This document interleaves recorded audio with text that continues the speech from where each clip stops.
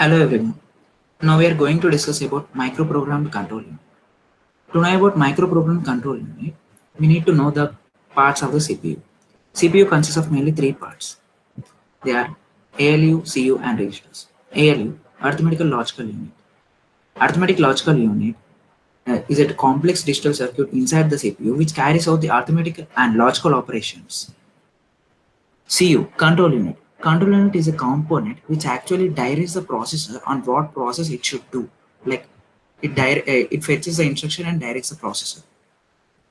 Registers. Registers can be defined as a temporary storage inside the CPU which is used for internal purposes. Like we can use it for faster accessing. These are just the overview definitions. Now, to get deeper into the topic, control unit is a component which receives the input signal or information or instruction from the user and converts into control signals for the execution of the CPU. It controls and directs the main memory, arithmetical logical unit, and input devices. It is responsible for the instructions that are sent to the CPU of the computer. Like to know about the control signals operate the functioning of a processor hardware. Like it decides what operation has to be performed and what must be the sequence of the operations which are going to get performed, which are going to be executed, and at what time they should be executed. The control unit is defined. It is designed in two ways, like hardwired control unit and microprogram control unit.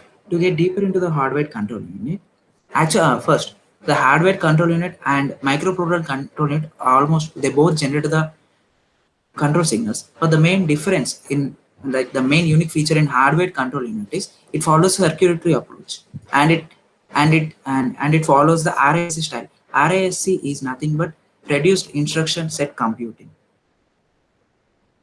And the we get to discuss about the architecture. We have two inputs here: instruction code, which is fetched from the memory, and sequence counter. Here, by fetching the two inputs, the combination logical circuit generates the control signals from the inputs. Now, microprogram control unit. The MCU produces control signals using programs. Like before, like in HCU, it is like coming back to the HCU, it follows the circuitry approach. But in microprogram control unit, it produces control signals by using the programs. Those programs can be called as microprograms actually. Microprogram is placed on control chip, which is flash memory. It is called control memory control store. This is the architecture in the figure in the right is the architecture of the microprogrammed control unit. We can get deeper into this architecture after discussing the differences between HCU and MCU. HCU, as we have discussed earlier, HCU is a circuitry approach, while MCU is implemented by programming. HCU follows RISC style instructions, while MCU follows CISC style instructions. Here, CISC is nothing but complex instruction set computing. In HCU, modifications are difficult, but while in MCU it is easy since it is followed by programming. HCU works well for simple instructions and requires cost. But MCU works well for complex instructions, but it requires less cost comparatively not so costly. In HCU, it doesn't require any memory because it is circuitry approach and it can be executed faster because there is no fetching here. But in MCU, the fetching takes place from the control memory, which is required. So because of this, the process will be slowly executed.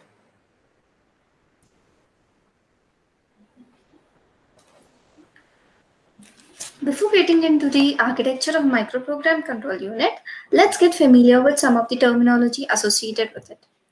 Microprogram control unit consists of control signals, control variables, control word, control memory, micro instructions, and microprogram. What are these control signals? As we have discussed before, control signals operate the functioning of the processor's hardware. These are basically the group of bits used to select the path. This path decides what operation has to be performed, in what sequence these operations must be performed, and on what time these operations must be executed. Coming to control variable is a binary variable which specify micro operations. These store either 0 or 1.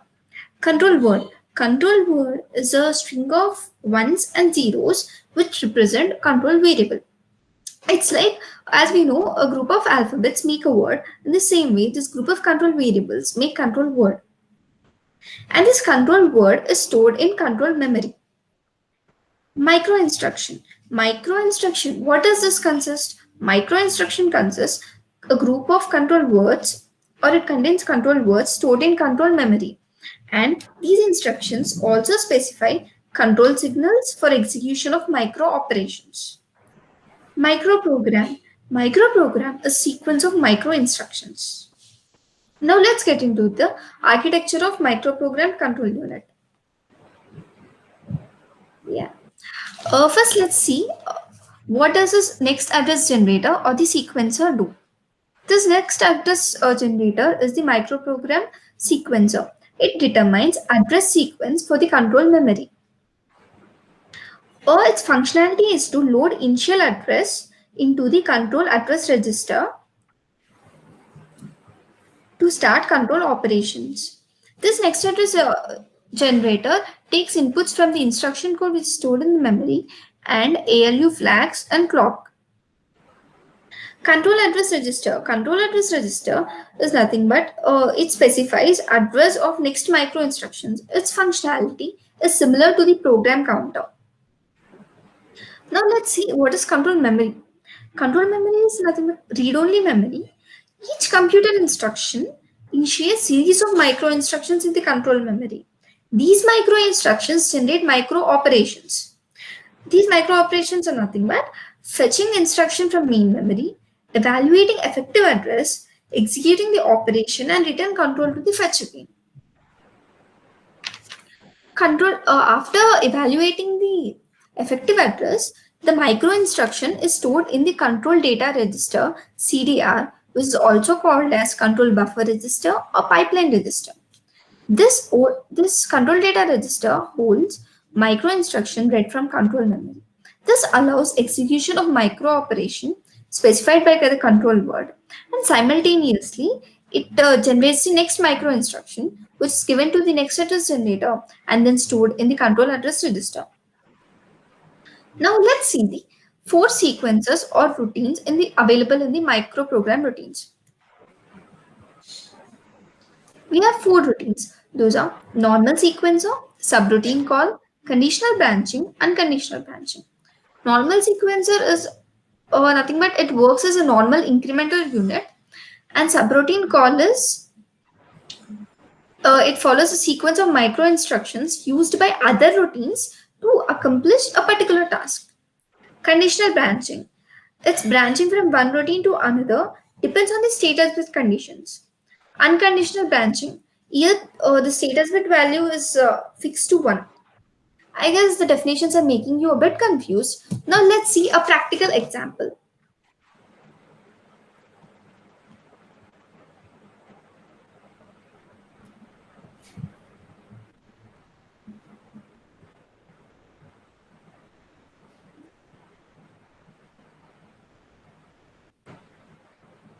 Now let's see, first one is normal sequencer, right? Normal sequencer is nothing but like if we take the program, our execution starts from the main. So after it starts from line number 27 for now. Let's take these lines as the address locations in the memory. Now it starts from the 27th line, 27th memory location. After that it goes to 28 and then 29 is implemented and then 30 is implemented and so on. After one line is implemented, it is incremented by 1 and the next line is implemented. This is called a normal sequencer. Whereas subroutine call is something like, if we observe the 41st line, here we are calling another function called pop. This pop function definition is located in the address location 9.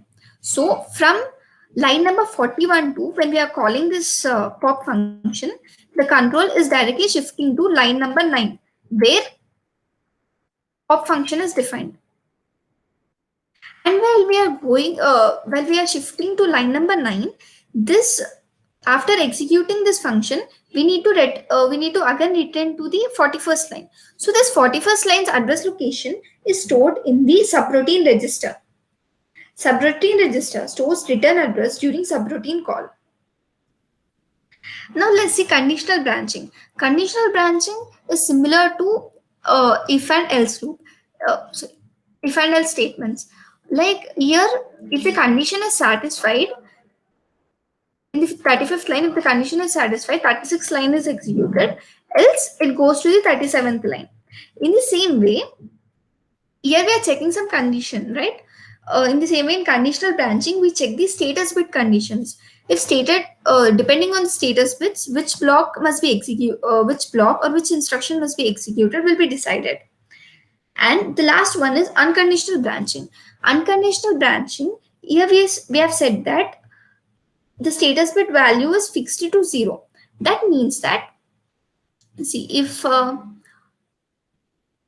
let's take example of this pop function. Here, if the condition gets satisfied, it automatically returns. It doesn't see whether even more instructions are left over in this pop function or not. It directly this return statement makes it to return to the place where it has been called. This is something called unconditional. This is called unconditional branching. We can take return statement as an example of it.